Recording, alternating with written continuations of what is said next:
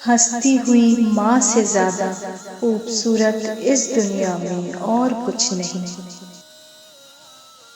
اور پھر میری ماں نے کہا، مضبوط بنو بیٹا، ماں باپ رحم کر دیتے ہیں، دنیا والے نہیں۔ تو جو ساتھ ہو تو زمانے سے بھی لڑ جاؤں ماں، تیرے بغیر تو مجھ میں بھی نہیں۔ کسی نے ماں سے سوال کیا کہ اگر آپ کے قدموں سے جنت لے لی جائے اور آپ سے کہا جائے کہ کچھ اور مانگ لو تو آپ خدا سے کیا مانگو گی؟ تو امی نے بہت خوبصورت جواب دیا، میں اپنی اولاد کا نصیب لکھنے کا حق مانگوں گی، کیونکہ ان کی خوشی کے آگے میرے لیے ہر جنت چھوٹی ہے۔ جب عرش والے کی مرضی ہوتی ہے تو فرش والوں کی سازشیں بیکار ہو جاتی ہیں۔ تمہاری کہانی اس لیے یہاں رک گئی ہے کیونکہ اللہ چاہتا ہے کہ تم اس کا اگلا حصہ خود لکھو۔ جسے تم تاخیر سمجھ رہے ہو وہ دراصل دعا کا موقع ہے، تو پھر اٹھاؤ ہاتھ اور اپنا نصیب بدل دو۔ مایوس ہونا چھوڑیں، کیونکہ جو دروازے زمین والوں کی سازشوں سے بند ہوتے ہیں نا، ان سے بھی بڑے دروازے اللہ پاک کے فضل سے کھل جاتے ہیں۔ ٹوٹنے کا مطلب ہمیشہ زندگی ختم ہونا ہی نہیں ہوتا، کبھی کبھی ٹوٹنے کا مطلب زندگی کا آغاز بھی ہوتا ہے۔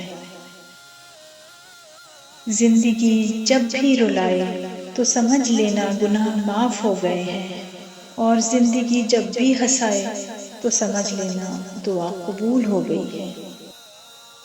تین کام اللہ کو پسند ہے: ٹوٹے ہوئے دلوں کو جوڑنا، دل نہ چاہتے ہوئے بھی معاف کر دینا، کسی کے گناہ پر پردہ کرنا۔ جب تم کسی کو اکیلا دیکھو تو سمجھ جاؤ کہ وہ ایک سچا انسان ہے، کیونکہ بھیڑ ہمیشہ منافق کے ساتھ ہوتی ہے۔ حقیقی تعلق وہی ہوتا ہے جو وقت، حالات، ضرورت اور مزاج کے بدلنے کے باوجود بھی قائم رہے۔ زندگی ذرا لمبی ہو جائے تو اولاد بھی اچھا خاصا سبق سکھا دیتی ہے۔ ماں کسی عمر میں آپ سے بچھڑ جائے، زندگی کا نقشہ ہی بدل جاتا ہے۔ ماں پہلی اور آخری بہترین دوست ہوتی ہے۔ ماں کو کھونے کا نقصان کبھی پورا نہیں ہو سکتا، لیکن آپ اس نقصان کے ساتھ جینا سیکھ جاتے ہیں۔ وہ آپ سے کبھی بھی دور نہیں جاتی، ہمیشہ ساتھ ہی رہتی ہے، آپ کی سوچوں میں، آپ کے دل میں۔ نہ کسی سے ڈرنے کی ضرورت ہے، نہ کسی کے آگے جھکنے کی ضرورت ہے، کیونکہ عزت ذلت صرف اللہ کے ہاتھ میں ہے۔ اس لیے ڈرنا بھی اللہ سے ہی ہے اور جھکنا بھی اللہ کے آگے ہے۔ زندگی کی سچائی کو سمجھنا بہت مشکل نہیں ہے۔ جس ترازو میں دوسروں کو تولتے ہیں، کبھی خود بھی اس میں بیٹھ کر دیکھیے۔ راستے اور فاصلے میں بہت بڑا فرق ہوتا ہے۔ راستے طے کرنے پڑتے ہیں اور فاصلے سمیٹنے پڑتے ہیں۔ راستے وہ جو منزلوں تک لے جانے کا سبب بنتے ہیں، اور فاصلے جو اپنوں سے دور لے جانے کا ذریعہ بنتے ہیں۔ جن لوگوں نے آپ کی قدر نہیں کی، آپ بھی ان کی پرواہ نہ کریں، مسکرا کر یوں گزر جائیں جیسے آپ انہیں جانتے ہی نہیں ہیں۔ یقین رکھیں، نئی منزلیں آپ کی منتظر ہیں۔ یوں ہی نہیں آئی میرے لہجے میں یہ تلخی، رشتوں میں رویوں کا زہر چکھا ہے میں نے۔ یا اللہ، مجھے لوگوں کی حقیقتیں نہ دکھا کہ اس سے فقط میرا دل جلتا ہے۔ مجھے خاموشی سے، میری لا علمی میں ان کے شر سے محفوظ فرما، آمین۔ زیادہ سوچو نہیں بلکہ زیادہ سے زیادہ استغفار کرو، کیونکہ مسائل و مشکلات زیادہ سوچنے سے نہیں بلکہ زیادہ استغفار سے آسان ہوتے ہیں۔ کون کیا کر رہا ہے، کیسے کر رہا ہے اور کیوں کر رہا ہے، ان سب سے آپ جتنا دور رہو گے اتنا ہی خوش رہو گے۔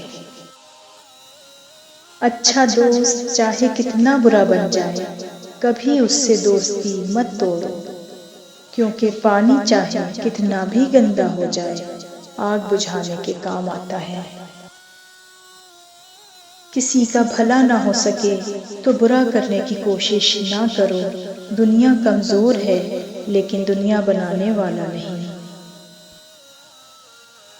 زندہ کا دل دکھا کر لوگ میت سے معافی مانگتے ہیں۔ جو ذات رات کو درختوں پر بیٹھے پرندوں کو نیند میں گرنے نہیں دیتی، وہ ذات انسان کو کیسے بے یار و مددگار چھوڑ سکتی ہے؟ انسان کوئی بھی برا نہیں ہوتا، لوگ اسے برا بنا دیتے ہیں۔ بعض اوقات وقت ساتھ نہیں دیتا اور کبھی کبھی آس پاس کے لوگوں میں بھڑکانے والوں کی تعداد کچھ زیادہ ہو جاتی ہے۔ ساری کی ساری چالاکیاں اور ہوشیاریاں صرف دنیا میں ہی ہیں۔ اس کو بیوقوف بنا لیا، اس سے جھوٹ بول لیا اور اسے دھوکہ دے دیا، لیکن یاد رکھیں جو کچھ آپ کر رہے ہیں وہ ہواؤں میں نہیں اڑ رہا، فرشتے لکھ رہے ہیں اور اللہ تعالیٰ دیکھ رہا ہے۔ ہر خاندان میں ایک شیطان صفت مرد یا عورت ضرور ہوتا ہے، جو دوسروں کے ہنستے بستے گھر میں آگ لگانے کا کام انجام دیتے ہیں۔ ایسے فسادی لوگ اللہ اور اپنی آخرت کو بھول چکے ہیں۔ وہ اللہ کی دی ہوئی نعمتوں سے خوش نہیں ہوتے بلکہ دوسروں سے حسد کر کے، دوسروں کے گھر کا سکون برباد کر کے انہیں خوشی ملتی ہے۔ جو شخص کسی دوسرے کی زندگی میں آگ لگاتا ہے وہ اصل میں اپنی قبر کی آگ بھڑکا رہا ہوتا ہے۔ دوسرے کی تو وہ صرف عارضی دنیا برباد کرتا ہے لیکن اپنی دائمی آخرت برباد کر لیتا ہے۔ سازشیں کرنے والے یہ سوچ لیں کہ اللہ کی تدبیر بہت بڑی ہے، جب کاری ضرب اس کی طرف سے پڑے گی تو نہ دنیا کے رہیں گے اور نہ آخرت کے۔ ایک نوجوان نے اپنے دادا جان سے پوچھا، دادا جان آپ لوگ پہلے کیسے رہتے تھے؟ نہ لائٹ، نہ جہاز، نہ انٹرنیٹ، نہ کمپیوٹر، نہ فلم، نہ ٹی وی، نہ اے سی، نہ گاڑی، نہ فون۔ دادا جان نے جواب دیا، جیسے تم لوگ ابھی رہ رہے ہو، نہ قرآن، نہ دین، نہ اسلام، نہ نماز، نہ روزہ، نہ شفقت، نہ احترام، نہ ادب، نہ اخلاق، نہ شرم، نہ حیا۔ بس فرق صرف اتنا ہے کہ ہم دنیا سے بے خبر تھے اور آپ دین سے بے خبر ہیں۔ زندگی میں ان لوگوں کو نظر انداز کرنا سیکھو جو تمہارے پیچھے باتیں کرتے ہیں، ان کی اوقات وہی ہے تمہارے پیچھے بات کرنا۔ جن لوگوں کی تربیت میں کمی رہ جاتی ہے وہ دوسروں کو طعنے مارنے، عیب جوئی کرنے، کیڑے نکالنے، الزام تراشنے، بہتان لگانے، پروپیگنڈے کرنے، سازشیں اور چالیں چلنے میں ساری زندگی گزار دیتے ہیں۔